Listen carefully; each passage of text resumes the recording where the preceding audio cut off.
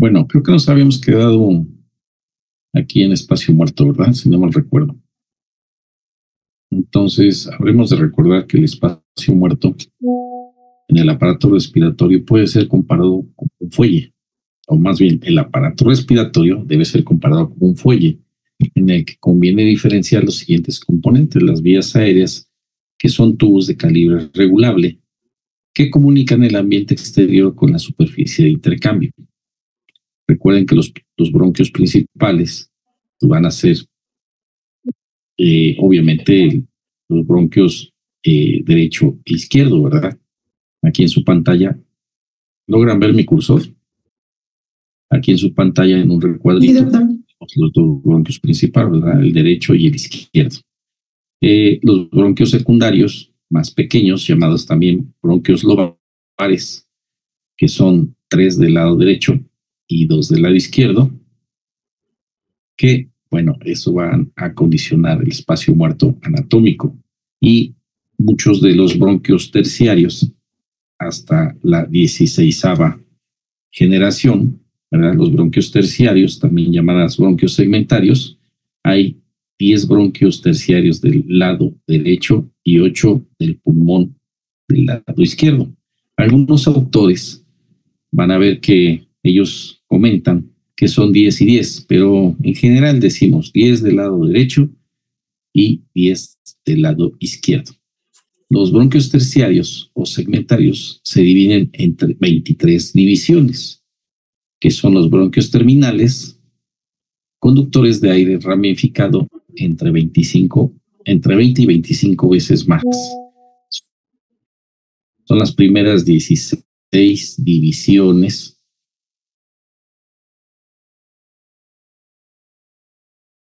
y constituyen desde el exterior y viceversa, y no participan en el intercambio de gases. También espacio llamado espacio muerto anatómico.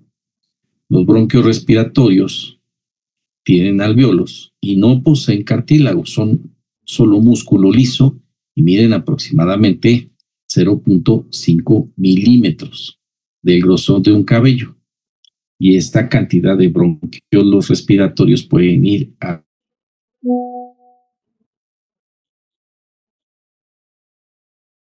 hay que entender que estos bronquiolos respiratorios tienen 23 divisiones.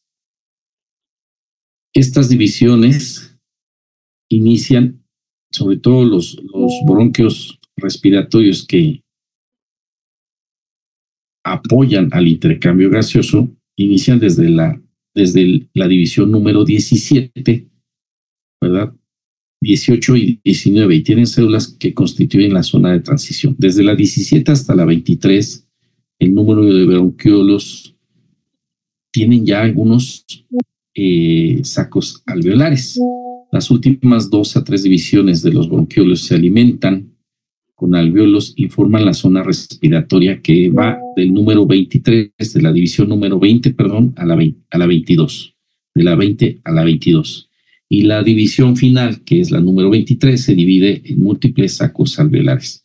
O sea, que nosotros podemos tener un espacio muerto anatómico que va desde las narices, ¿verdad?, hasta los bronquiolos respiratorios, pero en sus divisiones número 16.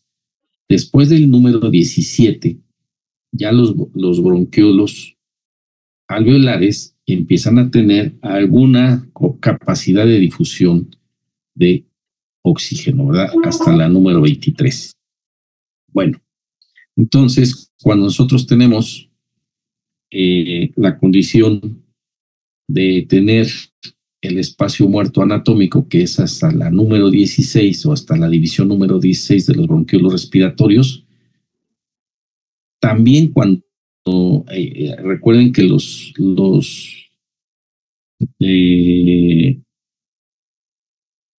hay partes del pulmón que no tienen completamente difusión de los alvéolos, a pesar de que puedan tener o puedan ser bronquiolos respiratorios. Y eso ya vimos que debido a las diferentes zonas de West, hay algunos espacios alveolares que no tienen suficiente circulación y al revés, ¿verdad? Hay algunos sacos alveolares que tienen demasiada circulación sin un espacio alveolar adecuado. Entonces, si nosotros sumamos los espacios muertos anatómicos más los espacios muertos alveolares, tendremos lo que llamamos espacio muerto fisiológico. Entonces hay que entender que el espacio anatómico que termina hasta la división número 16 de los sacos alveolares o de los bronquiolos respiratorios, perdón, ahí no se lleva a cabo ninguna difusión de oxígeno, ¿verdad? Todo puede empezar a partir de la división número 17 hasta la número 23, pero depende el área de West en la que estemos nosotros expresando o presentando la difusión de gases, algunos espacios alveolares tampoco tendrán suficiente difusión. Esos espacios muertos alveolares, aunados a los espacios muertos anatómicos, entonces se completará lo que le llamamos espacio muerto fisiológico. Si nosotros tenemos una patología, por ejemplo, una neumonía, donde algún lóbulo está afectado, ¿verdad? Esos espacios alveolares o bronquiolos respiratorios afectados que están llenos de pus, que están llenos de inflamación, pues van a agravar o van a aumentar el hecho de que no pueda tener suficiente área de espacio alveolar para poder tener difusión de oxígeno. Entonces, el espacio muerto alveolar aumentará. Por lo tanto, hablaremos de espacio muerto fisiológico aumentado. No sé si aquí tengan alguna duda para pasar al siguiente segmento. Entonces, los espacios muertos y su efecto sobre la ventilación alveolar. Parte del aire que respira una persona nunca llega por completo a las zonas de intercambio gaseoso, como ya comentamos. Llena las vías aéreas en las que no se produce intercambio gaseoso, como la nariz, la faringe, la tráquea y los bronquios. Y todo va a ser hasta la división número 16 de estos bronquiolos terminales. Este aire se denomina aire de espacio muerto anatómico, porque no es útil para el intercambio de gases, ¿sí? Entonces, esto, como ya comentamos, le denominamos espacio muerto anatómico. Durante la expiración se expulsa primero el aire del espacio muerto anatómico antes que el aire que procede de los alvéolos llegue a la atmósfera. Por lo tanto, el espacio muerto es muy desventajoso para retirar los gases expiratorios de los pulmones y tiene que cumplir la renovación manteniendo el volumen minuto. Como ya habíamos mencionado en alguna de las diapositivas, necesitamos por lo menos volumen corriente constante determinado en cierto número de respiraciones o ciclos respiratorios durante un minuto para que todo el aire alveolar se pueda hacer un intercambio suficiente de los gases que tenemos dentro de los sacos alveolares.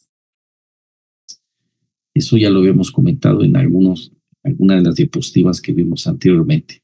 Entonces, debemos de entender que el espacio muerto anatómico aproximadamente tiene un 30% del volumen corriente.